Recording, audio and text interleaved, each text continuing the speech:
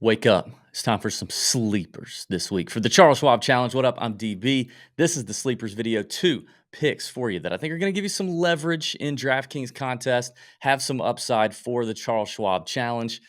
I hit one last week, Hayden Buckley. Okay. Listen, if we go 50-50, that's a good sleepers video. This thing is free. It's less than 10 minutes. These guys are low owned for a reason.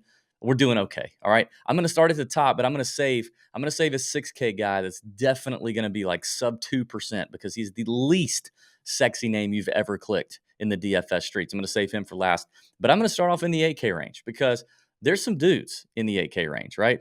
We got Ricky Fowler. We've got, Russell Henley's popular, maybe Cam Davis. Everybody's talking about Steven Yeager's down there, and everybody's giddy. So, these guys are definitely going to take up a lot of ownership, and it's going to leave a handful of these guys in the 8K range completely ignored. And the one I think that you shouldn't ignore is KH Lee. And I think he'll probably come in like 6, 7, 8% maybe at the most, is what I'm guessing. I mean, this is also assuming that people aren't going to just do Scotty Scheffler, Jordan Spieth stacks all day and just completely bypass the 8K range. But for those who don't, I just don't know that they're running to click KH Lee. And I mean, I get it, bad course record here at Colonial Country Club. You think of him as a TPC Lee. This is not a TPC course. But KH Lee is doing his thing. I want to open up, share my screen, look at a couple things on Fantasy National. Let me show you what I'm talking about. Obviously, he hits the ball plenty far, which you don't have to be far here, but also good kind of total driver of the ball, right? 60% of his fairways, averaging over 300 yards, is not bad at all. Look at the stroke gain off the tee. But this is what I want to show you.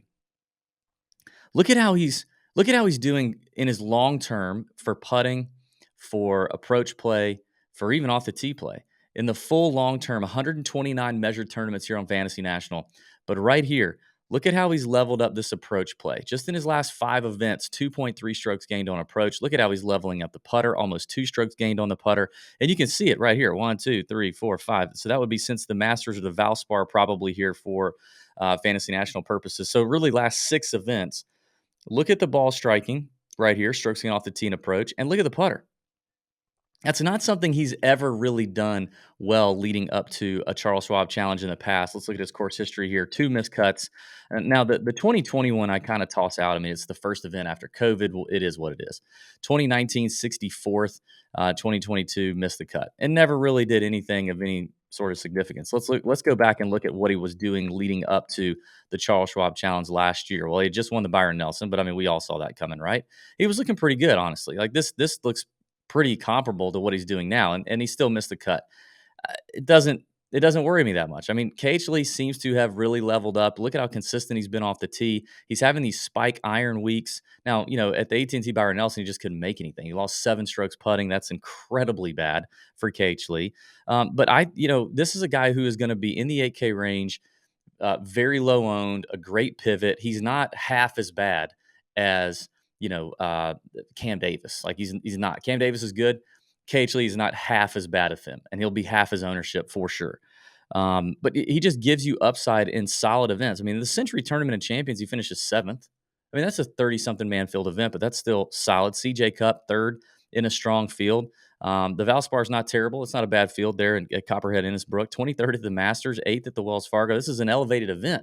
29th at the PGA. Like, KH Lee has real good upside. So I like KH Lee at 8.3K on DraftKings. He's 80-1 to win outright, and he's plus 240 to finish in the top 20. All right, I want to get to this 6K range. Before I do, got to remind everybody to check out our friends at Front 9 Coffee. The Sleepers video has been sponsored by our friends at front9coffee.com since last year, and we really appreciate it and appreciate them. Would appreciate you checking out the website. If you like golf, if you like coffee, if you like supporting a local small business here in Augusta, Georgia, trying to do big things nationwide, order your coffee. They'll roast it fresh. They'll deliver it to your door in just a couple of days anywhere in the U.S. And if you use promo code TJ10, you do get 10% off your entire order. The people at Front 9 are fantastic, and the coffee is delicious. So we would greatly appreciate you checking them out, supporting the Tour Junkies podcast. Here we go. Next guy, last guy. I'm going to give it to you, and it ain't pretty.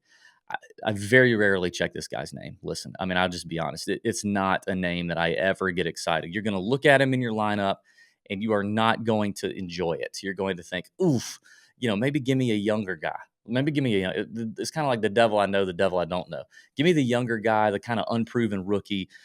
or maybe slightly proven. I'll take anything. Excuse, please, judge over this guy, and I understand it. It's really it's a hard thing to do.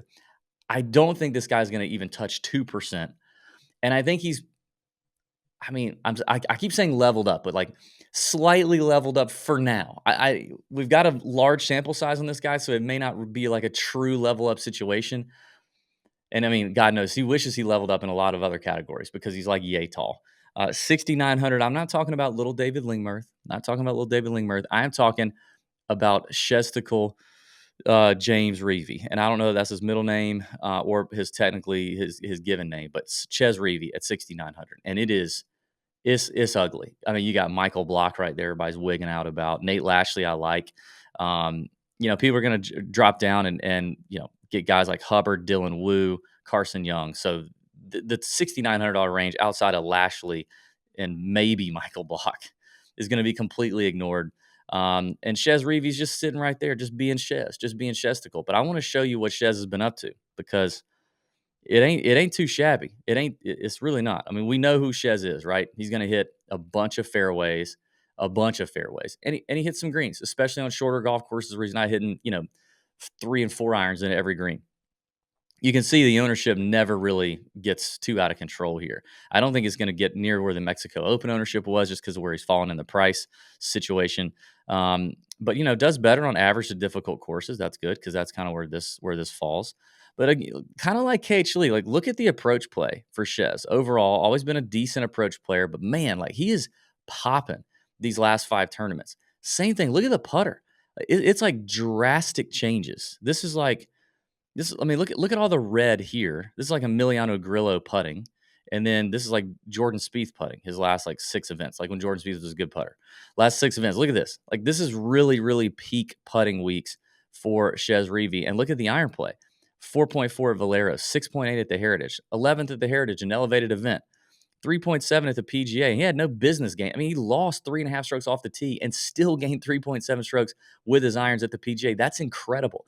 And the most important part for him at Colonial is going to be the iron play. He's not going to have a problem getting it in the fairway. These are tough fairways to hit, but he shouldn't have a problem with that. He hits it straight as an arrow, right? Not going to be an issue. You're going to need him to hit his irons well and putt well. And if those are 2 things you need him to do well, he's doing those 2 things exceptionally well right now. The record at Charles Schwab is not great except for back in the day. Like probably, some of y'all might have still been in high school back then. Or maybe college. 5th his first time out in 2011, 11th in 2013. That hasn't done much. But look, now he's always gained strokes off the tee here. Look at the strokes gained off the tee. I would say if you look at his overall performance on the PGA Tour is about a half a stroke average off the tee, and look at what he's doing here. Like he's definitely always done a little better at Colonial off the tee than normal because of what Colonial demands. But then the irons have just kind of been hit or miss, and the putter's been terrible. But I'm just banking on the irons continuing and the hot putter staying hot. And I think if that's the case, honestly, I think Shez has top 10 upside in this field. That's crazy. I know it's a strong field up at the top, but I think he legitimately has top 10 upside, for sure top 20 upside. So you get Shez Reevy at probably 2 or 3% at the most. He's plus 550 to top 20. DraftKings has a top 30 number on him at plus 330. I kind of like that top 30 number at more than 3-1. That's pretty solid. So there you go. Shez Reevy, KH Lee. It's not going to feel great. You're not going to love the way your lineup looks in your hand on your phone or on your laptop. You're not going to love that. I get it. But I think it's worth a shot. That's the Sleepers video. Charles Schwab Challenge, DB. Make your screens be green. See ya.